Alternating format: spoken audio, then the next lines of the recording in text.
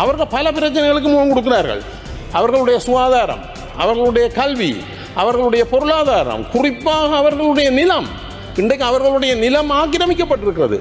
இந்த நாட்டுக்கு இன்று வரை ஒரு மீள் குடியேற்ற கொள்கை இல்லை என்பது வெட்கக்கேடான விஷயம்.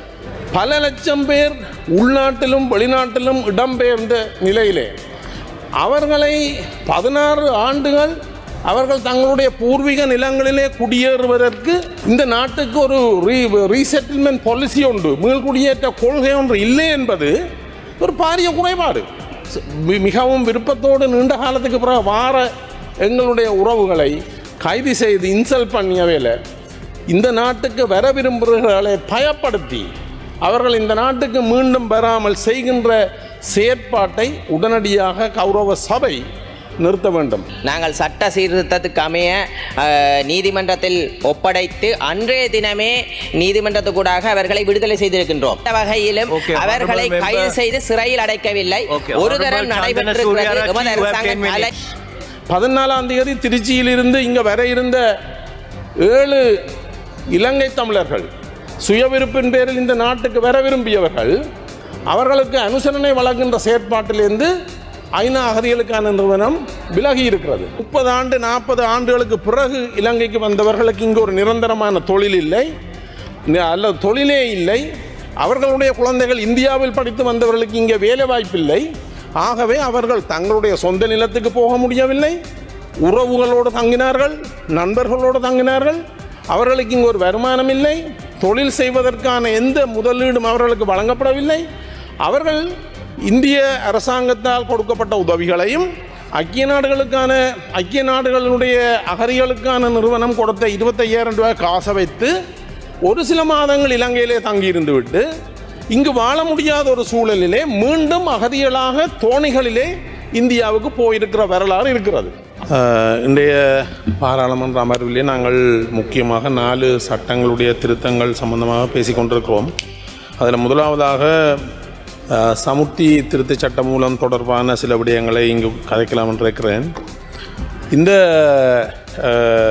சட்ட மூலங்களுக்கு ஊடாக கொண்டு வரப்பட்ட திட்டங்கள் இந்த நாட்டினுடைய மக்களுடைய வறுமையை போக்கி ஒரு வலுவூட்டப்பட்ட சமுதாயத்தை உருவாக்குவதனூடாக ஒரு அழகான நாட்டை கட்டியெழுப்புவது என்பதுதான் இந்த வறுமை ஒழிப்பு திட்டங்களின் நோக்கமாக இருக்கிறது. அந்த அடிப்படையில் இலங்கையில் ஆட்சிக்கு வர ஒவ்வொரு அரசாங்கமும் தங்களுடைய மேனிஃபெஸ்டோ, எலெக்ஷன் மேனிஃபெஸ்டோ அல்லது தங்களுடைய அரசியலை முன்னகர்த்துவதற்காக வெவ்வேறு பெயர்களிலே இந்த வறுமை ஒழிப்பு திட்டங்களை இந்த நாட்டுக்கு கொண்டு வந்திருக்கிறார்கள். அந்த வகையில் பெருந்தொகையான மக்களுடைய வரிப்பணம் இந்த வறுமை ஒழிப்பு திட்டங்களுக்காக செலவழிக்கப்பட்டிருக்கிறது. ஆனால் இந்த வறுமை ஒழிப்பு திட்டங்கள் இந்த நாட்டிலே அறிமுகப்படுத்தப்பட்ட காலத்திலிருந்து இன்று வரை அந்த என்ன நோக்கத்துக்காக இவ்வளவு மக்களுடைய பெருந்தொகையான வரிப்பணம் செலவழிக்கப்பட்டதோ அந்த நோக்கங்கள் நிறைவேற்றப்பட்டதா என்று பார்த்தால் இல்லை என்பதுதான் இறுதியாக கிடைக்கின்ற செய்தி அல்லது விடை. ஆகவே நாங்கள் இந்த வறுமை ஒழிப்பு திட்டங்களை முறைப்படுத்த வேண்டிய பொறுப்பு இந்த அரசாங்கத்துக்கு இருக்கிறது. ஆகவே நீங்கள் இந்த சட்டத்திலே மாற்றங்களை, திருத்தங்களை கொண்டு வந்து நடைமுறைப்படுத்துவது இந்த நாட்டுக்கு ஒரு முக்கியமான விஷயமாக இருக்கின்றது. ஆனால் கடந்த கால வரலாறை பார்க்கும்போது இந்த வறுமை ஒழிப்பு திட்டங்களுக்கு ஊடாக பல ஊழல்கள் நடைபெற்றிருக்கிறது. அந்த வறுமை ஒழிப்பு திட்டங்கள் பெயருக்கு ஆரம்பிக்கப்பட்டாலும் கூட அந்த வறுமை ஒழிப்பு திட்டங்களை முறையாக கண்காணித்து மானிட்டரிங் எவாலுவேஷன் செய்து அதை அந்த நோக்கத்தை நிறைவேற்றப்பட்டதா என்ற ஒரு ஆராய்ச்சியை செய்து அந்த திட்டங்களில் மாற்றங்களை கொண்டு வந்து இந்த மக்களுடைய வரிப்பணத்தை பிரயோசனமாக செலவழிக்கின்ற செயற்பாடு இதுவரை நடைபெறவில்லை. இந்த திட்டங்களுக்கு வைக்கப்பட்ட பெயர்கள் கூட இலங்கையில் வாழுகின்ற மூவின மக்களுக்கும் விளங்கிய பெயர்கள் இல்லை. உதாரணத்துக்கு சமுர்த்தி, இப்போது அந்த சமுர்த்தியிலிருந்து வேறு ஏதோ ஒரு பெயர் வைக்கப்பட்டிருக்கு. எனக்கே அந்த பெயர் ஞாபகம் இல்லை. அஸ்வெஸ்மென்று சொல்லுகிறார்கள். இந்த அஸ்வெஸ்மென்ற சொல்லுக்குரிய விளக்கம் எனக்கு தெரியாது. இப்போ எனக்கு என்ன தரப்படுகிறதோ அதே விளங்காவிட்டால் அந்த கன்செப்டே விளங்காவிட்டால் அந்த திட்டத்திலிருந்து நான் என்னத்தை பெறப்போகிறேன்ன்றது முக்கியமான கேள்வி. ஒரு பெயர் அல்லது ஒரு மொழி என்றது மிகவும் முக்கியமானது. உங்களுக்கு தெரியும், முன்னாள் ஜனாதிபதி மஹிந்த ராஜபக்ஷ அவர்கள் ஒரு கூட்டத்தில் பேசும்போது நேரெதிர்மாறான ஒரு விடயத்தை, மக்களுக்கு பாதகமான விடயத்தை தமிழிலே சொல்லி போட்டு அதை அங்கிருந்த மேடையில் இருந்தவர்கள் இல்லை நீங்கள் பிள்ளையா சொல்கிறீங்களன்னு சொன்ன பிறகு அவர் சொன்னார் டன் எத்த டாம் பெனவா டோம் பெனவா என்றெல்லாம் கதையை சொன்னார். இது அந்த மக்களை, அந்த மொழி பேசுகின்ற மக்களை அவமதிக்கின்ற ஒரு செயற்பாடு. அதை நாங்கள் இந்த அரசாங்கமும் அதை செய்யக்கூடாது. ஒரு மக்களுக்கு பிரயோசனமான ஒரு திட்டத்தை நீங்கள் கொண்டு வரும்போது அந்த திட்டத்தினுடைய பெயர் கூட அந்த மக்களுக்கு விளங்க வேணும். இது என்னத்துக்காக நாங்கள் லக்ஸரியாக, உங்களுக்கு தெரியும், சமுர்த்தியில் லோன் எடுத்து மோட்டார் சைக்கிள் வாங்கி ஓடுனாக்கள், சமுர்த்தியில் லோன் எடுத்து டிஷ் டிவி வாங்கி போட்டு படம் பார்த்த கதைகள் எல்லாம் நிறைய இருக்கிறது.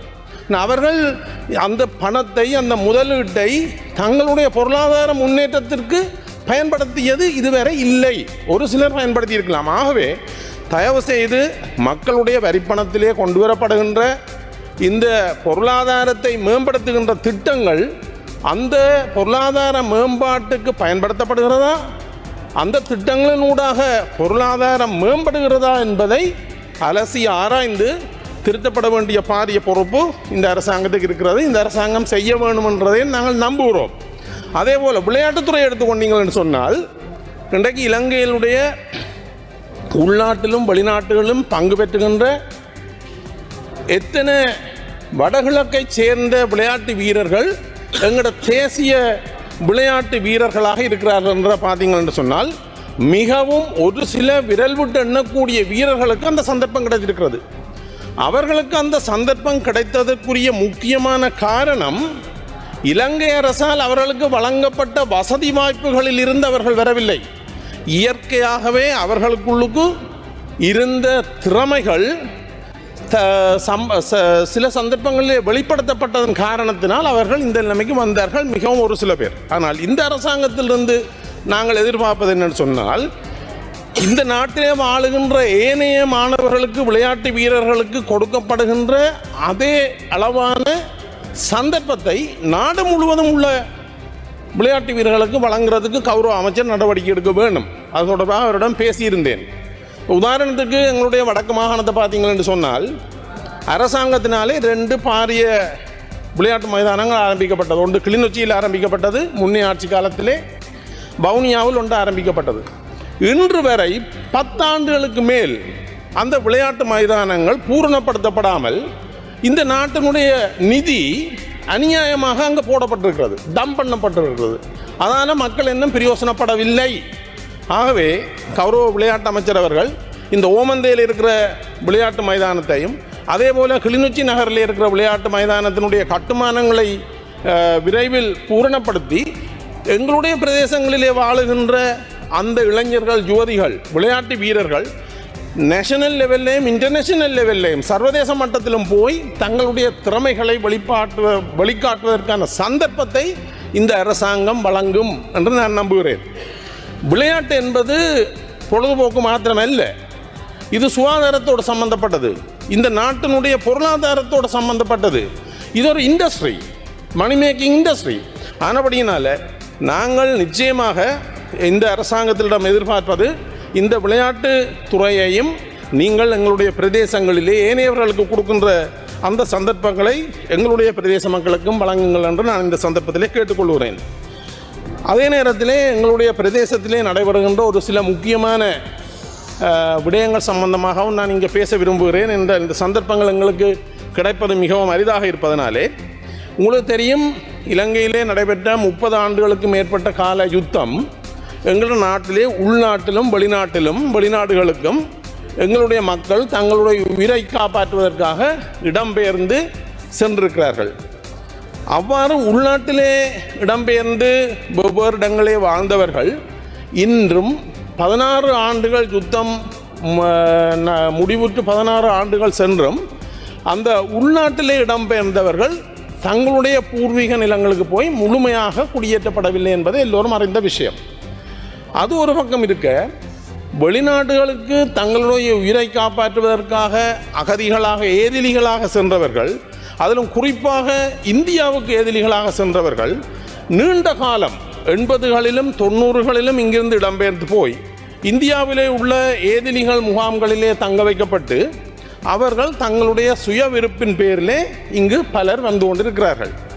யுத்தம் நடைபெற்ற காலத்தில் கூட இந்தியாவிலே இருந்து தங்களுடைய சுய விருப்பின் பேரில் தங்களுடைய பூர்வீக நிலங்களுக்கு திரும்பிய ஏதிலிகள் ஐக்கிய நாடுகள் சபையினுடைய அகதிகளுக்கான நிறுவனத்தின் அனுசரணையோடு இங்கு வந்திருக்கிறார்கள். அவர்கள் வந்து இங்கு குடியேற முற்பட்ட போது அவர்கள் பல பிரச்சனைகளை சந்தித்தார்கள். அவர்களுடைய நிலம் ஆக்கிரமிக்கப்பட்டிருந்தது. அவர்கள் தங்களுடைய சொந்த நிலத்துக்கு போக முடியவில்லை. அவர்கள் இங்கு 30 ஆண்டு 40 ஆண்டுகளுக்கு பிறகு இலங்கைக்கு வந்தவர்களுக்கு இங்கு ஒரு நிரந்தரமான தொழில் இல்லை அல்லது தொழிலே இல்லை. அவர்களுடைய குழந்தைகள் இந்தியாவில் படித்து வந்தவர்களுக்கு இங்கே வேலை வாய்ப்பில்லை. ஆகவே அவர்கள் தங்களுடைய சொந்த நிலத்துக்கு போக முடியவில்லை. உறவுகளோடு தங்கினார்கள், நண்பர்களோடு தங்கினார்கள். அவர்களுக்கு இங்கு ஒரு வருமானம் இல்லை. தொழில் செய்வதற்கான எந்த முதலீடும் அவர்களுக்கு வழங்கப்படவில்லை. அவர்கள் இந்திய அரசாங்கத்தால் கொடுக்கப்பட்ட உதவிகளையும் ஐக்கிய நாடுகளுடைய அகதிகளுக்கான நிறுவனம் கொடுத்த 25,000 ரூபாய் காசை வைத்து ஒரு சில மாதங்கள் இலங்கையிலே தங்கியிருந்து விட்டு இங்கு வாழ முடியாத ஒரு சூழலிலே மீண்டும் அகதிகளாக தோணிகளிலே இந்தியாவுக்கு போயிருக்கிற வரலாறு இருக்கிறது. ஆனால் இப்போது என்ன நடக்கிறது? யுத்தம் நடந்து 16 ஆண்டுகள் முடிந்த பிற்பாடு சுயவிருப்பின் பேரிலே இங்கு வந்தவர்களை இப்போது கைது செய்கிறார்கள். இது ஒரு பாரிய பிரச்சனையாக உருவாகியிருக்கிறது. உங்களுக்கு தெரியும், நீங்கள் இது தொடர்பாக நான் ஒரு சந்தர்ப்பம் கிடைத்த போது ஒரு சில நாட்களுக்கு முதல் இந்த நாட்டினுடைய ஜனாதிபதி அவர்களோடு இந்த விஷயங்களை நான் பேசினேன். அப்போது அவர் சொன்னார், விடயத்துக்கு பொறுப்பான அமைச்சருக்கு தான் இது சம்பந்தமாக அறிவிப்பதாகவும் அவரோடு பேசும்படியும் சொன்னார். இதில் குறிப்பாக எங்களுடைய நாட்டுக்கு திரும்பி வந்த யாழ்ப்பாணத்திலே 6/8/2025 28/2025 அன்று பலாலி விமான நிலையத்திலேயும் அதே போல் 12/8/2025 கட்டுநாயக்கா விமான நிலையத்திலும் இந்தியாவில் 30 வருடத்துக்கு மேல் அகதிகளாக இருந்து அவர்கள் இந்திய அரசாங்கத்தால் அகதிகளாக ஏற்றுக்கொள்ளப்பட்ட முகாம்களிலே இருந்தவர்கள். அவர்கள் இலங்கையினுடைய துணை தூதுவராலயத்தில் இந்தியாவில் பாஸ்போர்ட் பெற்றிருக்கிறார்கள். ஐக்கிய நாடுகளுக்கான அகதிகள் ஸ்தாபனத்தாலே அவர்களுடைய உதவியோடு இந்த நாட்டுக்கு திரும்பி வரும்போது இந்த நாட்டிலிருந்து 35 வருடத்துக்கு முதல் தங்களுடைய உயிரை காப்பாற்றுவதற்காக சட்ட ரீதி அற்ற முறையில் இந்த நாட்டிலிருந்து வெளியேறினார்கள் என்ற கருத்தை கூறி அவர்கள் கைது செய்யப்படுகிறார்கள். இது எப்படி நியாயமாக இருக்கும்? என்ன நோக்கத்துக்காக இந்த கைதுகள் நடக்கிறது? யுத்த காலத்தில் கூட இந்த கைதுகள் நடக்கவில்லை. அவர்கள் வேறு பிரச்சனையை எதிர்கொண்டார்கள். ஆனால் இப்போது யுத்தம் முடிந்து 16 ஆண்டுகளுக்கு பிறகு இந்த அரசாங்கம் வந்த பிற்பாடு இது நடக்கிறதாக இருந்தால் இதுக்கு ஏதாவது உள்நோக்கம் இருக்கலாம் என்று நான் கருதுகிறேன். அந்த வகையிலே இங்கு ஐக்கிய நாடுகளுடைய அகதிகள் ஸ்தாபனத்தினாலே Honorable Dr. Satyalingam, you have 5 more minutes. Thank you. இங்கு இந்த நாட்டுக்கு கொண்டு வரப்படுபவர்கள் பாதுகாப்பை உறுதிப்படுத்த வேண்டியதும் அவர்களை கண்ணியமாக நடத்த வேண்டியதும் இந்த அரசாங்கத்தினுடைய பொறுப்பு. ஆனபடியினால இவ்வாறான கைதுகள் எதிர்காலத்திலே நடைபெறாமல் இருப்பதற்கும் ஏற்கனவே அவர்கள் இந்த நாட்டை விட்டு இலீகலாக சட்டத்துக்கு புறம்பாக இந்த நாட்டை விட்டு தங்களுடைய உயிரை காப்பாற்றுவதற்கு ஓடினார்கள் என்ற காரணத்தை சொல்லி கைது செய்யப்பட்டவர்களை இந்த கைதுகளிலே இருந்து இந்த சட்ட நடவடிக்கையிலிருந்து விலத்தி விடவும் நான் இந்த உயர் சபையை கோருகிறேன். இப்போ இந்த இலங்கைக்கு திரும்பி இந்த நாடுகளிலிருந்து வருபவர்களுடைய குற்ற பின்னணி தொடர்பாக ஆராய்ந்து அவர்கள் இந்த குற்றங்களிலே ஈடுபடவில்லை என்ற ஒரு உறுதி செய்யப்பட்ட பின்னர் தான் அவர்கள் இந்த நாட்டுக்கு அனுப்பப்படுகிறார்கள். ஆகவே இந்த அரசாங்கத்திற்கு இந்த நாட்டுக்கு திருப்பி குடியேற்றத்துக்கு தங்களோட பூர்வீக நிலங்களிலே குடியேற வருகின்ற மக்கள் தொடர்பாக ஏதாவது சந்தேகங்கள் இருந்தால் அவர்கள் குற்றம் செய்திருப்பார்கள் என்று சந்தேகித்தால் அவர்களை விசாரணை செய்வதற்கான ஒரு முறைமையை ஏற்படுத்த வேண்டும். அவர்கள் இந்த நாட்டில் வந்து நீண்ட காலத்துக்கு பிறகு தந்த சொந்த மண்ணிலே கால் வச்ச உடனே அவர்களை கைது செய்து சிறைகளிலே அடைப்பது மனிதாபிமானமற்ற செயல் என்பதை இந்த சந்தர்ப்பத்திலே நான் சுட்டிக்காட்ட விரும்புகிறேன். ஆகவே இந்த அரசாங்கம் ஒரு முறையான பொறிமுறையை உருவாக்க வேண்டும். நாங்கள் வடக்கு மாகாண சபையில் இருந்தபோது வடக்கு மாகாணத்துக்கான மீள்குடியேற்ற கொள்கை ஒன்றை நாங்கள் தயாரித்திருந்தோம். அந்த கொள்கை மத்திய அரசாங்கத்தினுடைய மீள்குடியேற்ற அமைச்சுக்கு அனுப்பப்பட்டது. அவர்கள் அதை அடிப்படையாக கொண்டு ஒரு மீள்குடியேற்ற கொள்கையை உருவாக்கினார்கள். ஆனால் நடைமுறைக்கு வரவில்லை. இந்த நாட்டுக்கு இன்று வரை ஒரு மீள்குடியேற்ற கொள்கை இல்லை என்பது வெட்கக்கேடான விஷயம்.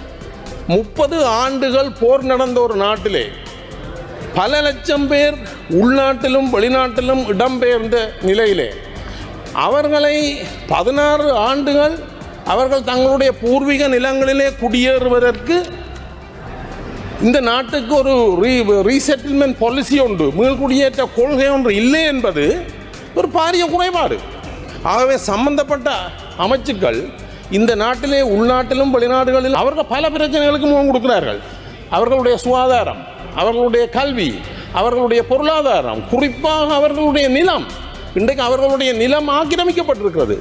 அது முகாம்கள் இருக்கின்றது, அல்லது அந்த நிலத்தை கல்லுகளை போட்டு அரசு திணைக்களங்கள் ஆக்கிரமித்திருக்கிறார்கள்.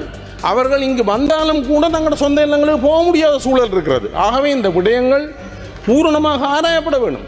அப்படி ஆராயப்படாமல் அந்த வார இந்த நாட்டுக்கு மிகவும் விருப்பத்தோடு நீண்ட காலத்துக்கு பிறகு வார எங்களுடைய உறவுகளை கைது செய்து இன்சல்ட் பண்ணியவையில் இந்த நாட்டுக்கு வர விரும்புகிறவர்களை பயப்படுத்தி அவர்கள் இந்த நாட்டுக்கு மீண்டும் வராமல் செய்கின்ற செயற்பாட்டை உடனடியாக கௌரவ சபை நிறுத்த வேண்டும். இதற்கான ஒரு பொறிமுறை வேண்டும்.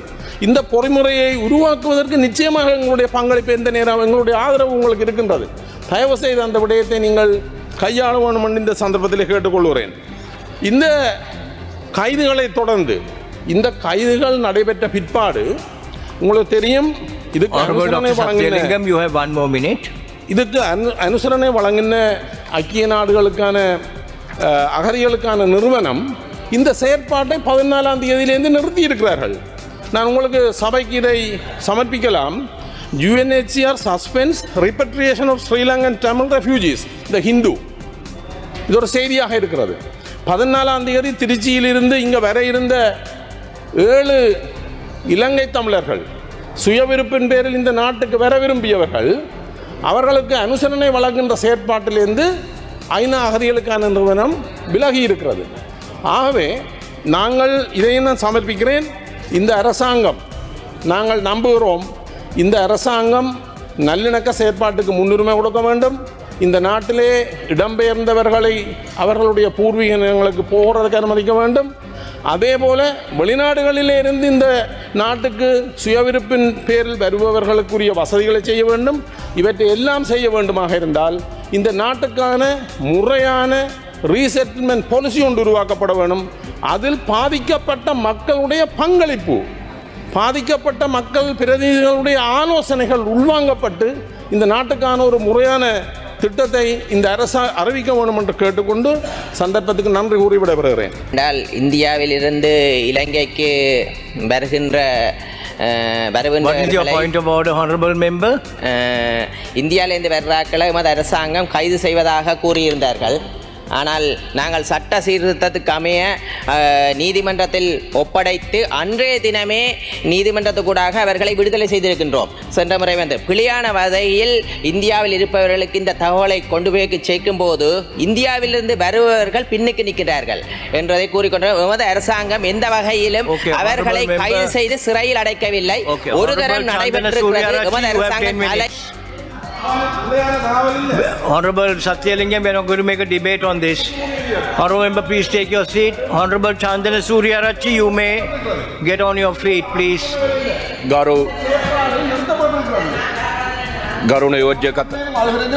Honorable Satyalingam, can you please?